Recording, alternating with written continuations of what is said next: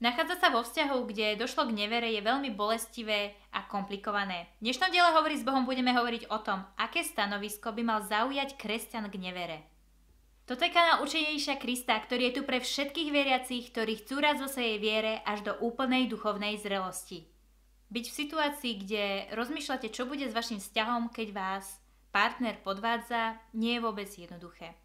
Budem sa snažiť dnes vám zodpovedať túto otázku čo najlepšie z Božieho slova. V prvom rade si musíme určiť, či ide o manželstvo alebo iba o partnerstvo, teda o vzťah, kde dvaja ľudia ešte nie sú rozhodnutí, že chcú byť manželmi a ešte len sú vo fáze randenia a spoznávania sa.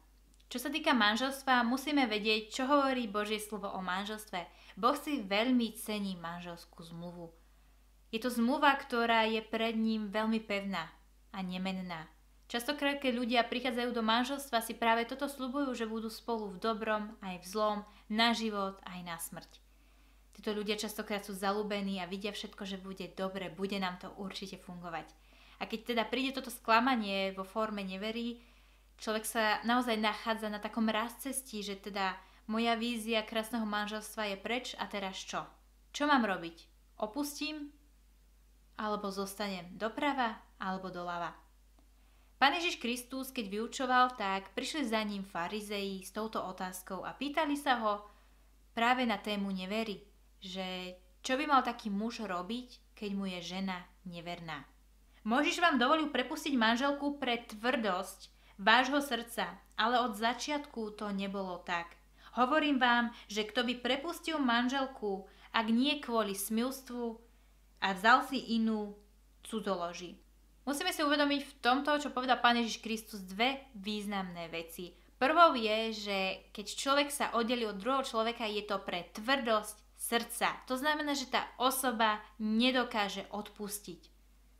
Ja viem, že si poviete možno áno, ja odpúšťam za každým a stále robí to isté dokola a to moje odpustenie vôbec nemá ako keby žiaden zmysel, lebo tá osoba sa nikdy nezmení. Ja tým odpustením chcem dať druhú šancu, ale nikam to nevedie. Preto Pán Ježiš Kristus povedal, že jediný dôvod pre v podstate naozaj taký rozpad manželstva je smilstvo, je cudzoložstvo, je sexuálny hriech, lebo sex nie je iba nejaký taký vonkajší fyzický akt, je to aj duševný a duchovný akt. A toto si treba uvedomiť. Preto sexuálne hriechy sú tak veľmi zlé, pretože majú obrovský dopad na náš život, na našu dušu. Vtedy sa naozaj ľudia prepájajú duševne. A preto rozchody, kde predtým ľudia boli v takomto nejakom sexuálnom vzťahu, sú veľmi bolestivé, lebo tam nešlo iba o niečo telesné, ale duševné. A teda, ak ste v manželstve, ktoré práve rieši túto otázku, Ježiš hovorí, že môžete sa kvôli nevere rozviesť. Avšak nezabúdajme, že Ježiš častokrát nám ukazuje tú užšiu cestu. Ukazuje nám cestu Božej lásky a odpustenia. A preto hovorí, že je to iba pre tvrdosť srdca. A Pán Ježiš nás nabáda k tomu, aby sme odpúšťali 7x7x7, skrátka do nekonečna, aby sme naozaj mali to Božie srdce odpúšťania. Preto je na vás, aby ste sa zamysleli nad tým, či to odpustíte alebo neodpustíte, ale rada by som vás pozbudila k tomu, aby ste odpustili. Práve preto, že Ježiš nás veľmi veľa vecí dokáže naučiť z Božieho slova o odpustení, o tom, ako dať človeku druhú šancu, a hlavne o tom, ako na sebe pracovať. Viete, väčšinou je to tak v manželstve, preto väčšina manželstiev vlastne krachuje, je to, že nemajú dostatok informácií a poznatkov, ako vlastne byť vo vzťahu. Chyba tam tak základná vec, ako je komunikácia. A je tam potom veľké nedorozumenie. A potom niečo chýba vo vzťahu jednej, možno aj druhej osobe, nerieši sa to kratšie, dlhšie. A potom tá osoba nejakým spôsobom si nájde inú osobu, kde si vlastne chce kompenzovať to, čo jej chýba vo vzťahu. A preto vás chcem pozvať k tomu, aby ste si sadli za stôl a sa porozprávali, že prečo to urobila a našli tú príčinu, pretože bude tam príčina. Není to žiadna náhoda. Božie slovo nám zároveň ukazuje také zaujímavé príbehy o tom, ako keď bola žena neverná mužovi a ako ten muž sa modlil a tá žena nejakým spôsobom potom navrátila sa k svojmu mužovi. Je to nádherné, kde môžeme vidieť, že Boh je Bohom zmluvy a teda vedzte, že Boh je na vašej strane. Určite vás chcem pozbudiť aj filmom, ktorý si môžete pozrieť, volá sa Válečný kabinet a je o tom, kde žena jednoducho sa modlila za svojho manžela vo svojej šatni, vo svojom šatníku, pretože videla, že to manželstvo sa rozpadáva. Už sa pokúkovalo, on pokúkoval po iných ženách, chodil s nimi na večeru a ona tým, že sa za ňoho vytrvale modlila, zmenila svoj postoj k nemu, bola milá, on sa k nej vrátil a mali naozaj nádherné manželstvo. A teda pozývam vás k tomu, aby ste sa modlili za tú danú situáciu, aby ste odpustili, aby ste si to vykomunikovali a aby ste začali na tom pracovať. Ideálne nájdete si aj nejakého kresťanského poradcu, čo sa týka vzťahov, ideálne tam manželský pár, ktorých jednoducho už sú manželi nejakú tú dobu a budú vám vedieť kvalitne poradiť. Vždy treba vyriešiť príčinu, aby sa ten konečný dôsledok zmenil. Preto nesnažte sa iba hnevať a hádať o tú danú vec, že ty ma podvádzaš, ale choďte k tomu, vyriešte to. Potom je ešte jedna taká vec, kde hovorí Božie slovo práve o tom, že jedna osoba je veriaca, druhá neveriaca. V zmysle takom, že častokrát je taký scenár, že dvaja ľudia sa zoberú, keď sú neveriaci, majú spoločné vízie, priority. A keď sa tá jedna osoba behom toho manželstva znovu zrodí a zrazu zmení tieto vízie, priority, pôjde za Bohom, tak z medzery, ktorá medzi vami bola taká malá, že si nerozumiete, je zrazu obrovská, lebo naozaj čím viac idete za Bohom a čím viac tá osoba nejde za Bohom, tak naozaj tá medzera sa medzi vami obrovsky zväčšuje a vy si nerozumiete. A Božie slovo hovorí v prorokovi Amosovi, či môžu dvaja kráčať spolu, ak sa nedohodli. A to je ten problém týchto manželstiev, že tam je to dosť ťažké, tam sa naozaj treba modliť za znovu zrodenie danej osoby. Samozrejme nie iba z toho sebeckého dôvodu, aby ste si rozumeli manželstve, ale aj preto, aby tá osoba bola spasená. A teda rozumiem, že tam máte potom takú veľkú medzeru, ktorú sa nedá ničím vyplniť, pokiaľ tá osoba sa neznovu zrodí. Ale vás chcem pozbudiť k tomu, aby ste takisto boli radosní v tej situácii, pretože je veľa manželstiev takých, kde tá žena alebo ten muž, hovorím to teraz zo ženskej stránky, lebo viacej poznám takých príbehov ženských, kde tá žena sa začala modliť za manžela, chváliť Boha za to, pracovala na sebe a bola v prvom rade závislá na láske nebeského Otca. A to manželstvo sa potom začalo postupne meniť, aj keď ten manžel bol neveriaci. Takže ja verím, že je v tom nádej, treba sa modliť, ale treba sa aj zmeniť, rozprávať a pracovať na sebe. Ale nezabúdajme na to, že zároveň apoštol Pavol hovorí o tom, že ak je žena, povedzme, veriaca, muž je neveriaci a muž sa odťahuje, skrátka už nechce byť s tou ženou, lebo jednoducho neschvaľuje jej vieru, tak sa hovorí tam o tom, že vlastne taká žena nie je viazaná k svojmu mužovi, aby sa tam musela na silu tlačiť do toho vzťahu, keď vlastne ten muž nemá záujem a ju opúšťa, alebo teda naopak, keď je muž znovu zrodený, chápete. Takže je tam zároveň táto sloboda, že vy ak idete za Ježišom a tá druhá osoba jednoducho nechce ísť a sa oddeluje a kvôli tomu dá žiadosť o rozvod, tak s tým už nič neurobíte. A vedzte, že Boh sa za to za vás nehnevá, ale určite stále modlite sa a snažte sa vyriešiť ten daný problém, nezdávajte sa tak ľahko. Pretože Boh naozaj je na vašej strane v tejto veci, lebo ste v manželstve, je to zmluva a Boh si to naozaj veľmi cení.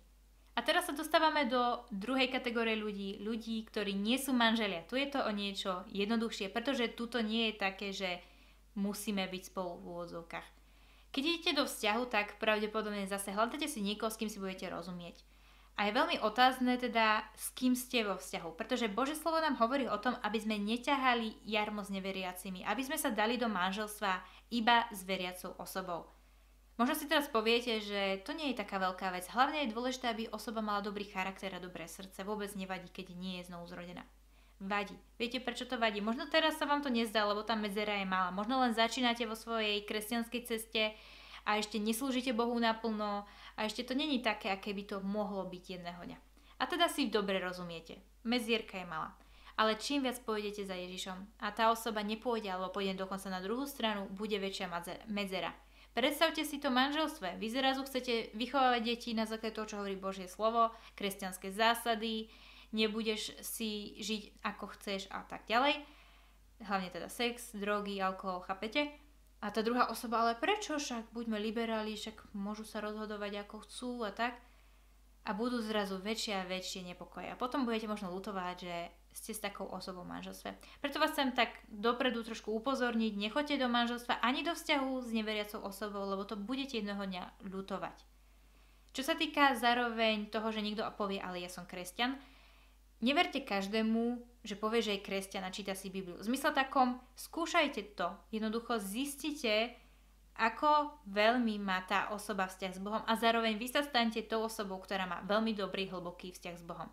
Prečo o tom hovorím? Lebo toto je základ toho, ako potom riešiť situáciu, v ktorej sa možno teraz teda nachádzate, že nastala nevera. Väčšina nevier, ktorá je vo vzťahoch, ktoré nie sú ešte v manželstve, podľa mňa mala by viesť k rozchodu a jednoducho tá osoba, ak to s vami naozaj by myslela vážne, nemôže sa stať jednoducho, že len tak vás podvedie s niekým, keď ešte len spolu chodíte.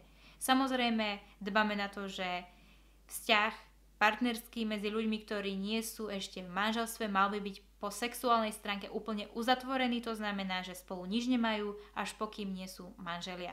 A teda chápem, že možno na tej druhej osobe, väčšina teda muži, im tá stránka viacej chýba a teda tá osoba zlyhala. Vo veľa prípadoch naozaj by som ukončila takýto vzťah, aj keď by to bolo naopak, že žena podviedla, pretože dosť to hovorí o vyspelosti tej osoby, hlavne po duchovnej stránke. Zároveň to hovorí o tom, ako veľmi si cení vás. Ale na druhú stranu nechcem to takto povedať na rovinu, lebo som si všimla, že sú ľudia, ktorí jednoducho majú jednorazové zlyhania, ktoré vôbec nie sú životným štýlom. Je veľmi veľa ľudí, ktorí vás, keď vás podvádzajú teraz, tak vás určite budú podvádzať v manželstve. Ale sú ľudia, ktorí jednorazovo zlyhali. A ak ide o osobu, ktorá naozaj toto nie je ona, jednoducho to nie je jej životný štýl a jednorazovo sa stalo, že vás takto podviedla, skúste tej osobe dať novú šancu. Možno to je také, že ťažké, ale keď zase tak ako pri manželstve si sadnete, porozprávate sa o tom, že kde je problém, prečo si to urobila, prečo si to urobil, dojdete na koreň problému, môže sa stať naozaj, že tá osoba jednorazovo zlyhala. Dám vám taký príklad, že všimla som si, že ľudia, ktorí majú nejakú minulosť, tak tá minulosť ešte ich môže ovplyvňovať, aj keď sú kresťanmi, znovuzrodenými, lebo tá minulosť nemá vplyv síce na ducha, ale na dušu áno, na myseľ. A Biblia preto nadarmo nehovorí, že pes sa vrátil k tomu, čo vyvrátil. To znamená, že pre nás najväčšou možnosťou pokušenia môže byť práve to, čo sme robili v minulosti. A teda, ak ja napríklad som v minulosti bola v ezoterike, najväčšia možnosť u mňa odpadnutia k starým zvratkom je, že sa vrátim do ezoteriky. Menšia pravdepodobnosť je, že by som išla do smilstva alebo do drog, pretože v mojej minulosti drogy ani smilstvo nebolo jednoducho bežné. Pre mňa to nebolo nič jednoducho, pre mňa bola ezoterika. A teda, ak tá vaša osoba, s ktorou ste vo vzťahu, ktorá vlastne vás podviedla, má minulosť práve sexuálnu, môžeme povedať, že v tejto oblasti má väčšiu slabosť a potrebuje viacej zapracovať na obnovy mysle. A teda, ak to nie je životný štýl tej osoby, že naozaj toto bolo fakt, že zlyhanie, tak je túto možnosť naozaj tejto osobe odpustiť a ísť ďalej a zase budovať vzťah a teda potom uvidíte, čo ďalej, či pôjdete do manželstva alebo nie. Takže rozhodnutie je určite na vás, určite ale v prvom rade utriete si tieto základy, či ste vyveriaci tak poriadne, či idete za Bohom a či tá osoba takisto. Ja osobne by som teda vo vzťahu s neveriacou osobou nebola, pre mňa to nie je ani taká možnosť. A teda otázka, keby ma osoba neveriaca podviedla, tak už je taká, že ne. By som nedala druhú šancu, pre mňa je mať spoločný zámer, spoločnú víziu, partnerstva a manželstva je veľmi dôležité. Takže verím, že som vás inšpirovala, ale chcem vás pozbudiť k tomu, aby ste ešte viacej pracovali na svojom osobnom vzťahu s Bohom, pretože ten vám aj tak dá najviac lásky, ktorú potrebujete, najviac nehy, najviac všetkých tých dobrých vecí, lebo naozaj tá identita Kristovej nevesty je nadherná. A túto nevestu vám nenahradí, ani keď budete fyzickou nevestou nejakému mužovi, ani keď budete ženichom nejakej žene. Jednoducho, identita Kristovej nevesty je niečo nádherné, to je ten romantický vzťah s Bohom, do ktorého vás určite pozývam.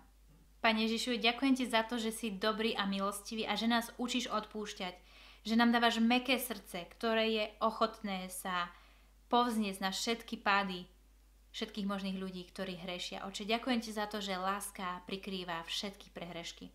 Ja vám žehnám, aby vám Boh dal múdrosť, čo robiť v situáciách, ak ste sa v tejto situácii, nedaj Bože, našli. A žehnám vám aj to, aby Božia láska naplnila vaše srdce, aby ste mali skrze Ducha Svätého zjavenú identitu Kristovej nevesty. A aby ste Krista reprezentovali dobre v každej situácii, aby ste vedeli, že Boh vás miluje a je na vašej strane, že vám pomáha. Žehnám vám aj to, aby ste naplno fungovali v mysli Kristovej, aby ste vedeli, ako riešiť hociakú krízu, hociaký problém, ktorý sa naskytne. Zároveň vám žehnám takú radosť do života, takú radosť, ktorú vám neukradne žiadna okolnosť, ktorá sa vám stane. V mene Ježiša Krista. Amen. Verím, že vám toto video pomohlo a že som vám zodpovedala trošku obšírnejšie na tie otázky, ktoré dosť často od vás dostávam práve na túto tému a preto vlastne vzniklo aj toto video. A teda dúfam, že vám bude požehnaním, že vás vo veľa veciach inšpirovalo a že pôjdete hlbšie do Božieho slova, hlbšie do Kristovej nevesty, hlbšie do Kristovho odpustenia, do Kristovej lásky a že s Božou mocou a múdrosťou zvládnete vyriešiť každú situáciu, ktorá sa vám stala. A tak pracujte na sebe, modlite sa, milujte Boha a radujte sa v každej situácii, akej sa môžete nachádzať, lebo naša radosť je vnútorná, nie vonkajšia. Buďte požehnaní, vidíme sa na budúce. Pozdravujem vás svätým boskom. Ak ste tu noví, tak na tomto YouTube kanále preberáme témy z Biblie a tak spoznávame Boha a budujeme s ním vzťah. V popisku pod videom nájdete odkazy na ďalšie sociálne siete, kde pravidelne prispievam príspevkami o Bohu. Pre tých z vás, ktorým to nestačí a máte veľký hlad po Bohu, začal som robiť každý štvrtok online biblické vyučovania. Na tieto biblické vyučovania sa môžete pripojiť tak, že sa pridáte do mojej facebookovej skupiny Učeníša Krista. Na týchto online biblických vyučovaniach mi môžete zadávať otázky a budeme spolu preberať Bibliu do ešte väčšej hĺbky. Ak sa vám táto moja služba páči a chceli by ste mať aj vy na nej podiel a podporiť ma, tak v popisku pod videom nájdete odkaz na projekt na startovači, kde sa môžete stať mojím partnerom. A na záver, ak máte nejaké otázky alebo potrebujete modlitbu, napíšte mi a rada vám poslúžim.